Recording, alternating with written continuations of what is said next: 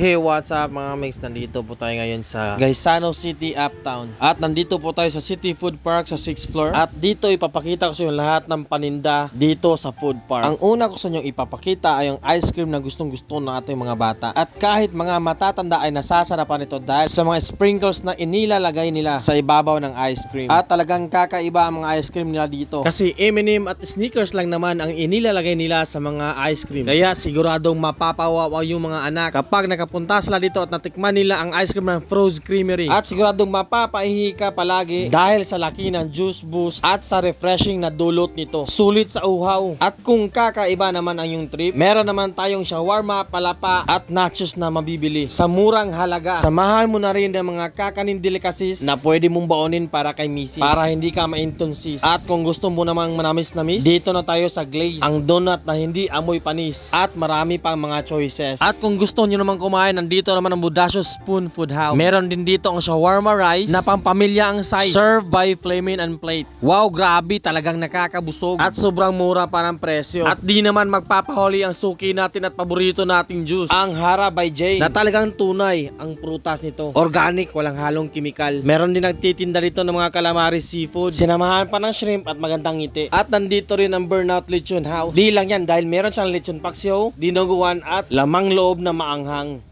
Meron din ditong City Sip, mga chicharon at food snack ni Marky Jacobs, ang Sweet Delights Cafe na may kasamang masarap na empanada at ang kanilang puto bumbong special. At di mo rin malulusutan ang sarap ng Hungarian hotdog with bun at pata sizzling nila. Sa isang tingin pa lang nakakatakam na, lalong lalo na dito sa cookies at chiffon cake nila. At syempre hindi pa tapos kasi nandito pa ang Crash Landing Korean Corn Dog. Crash Landing, lami kayo ilang banlay. Korean Corn Dog.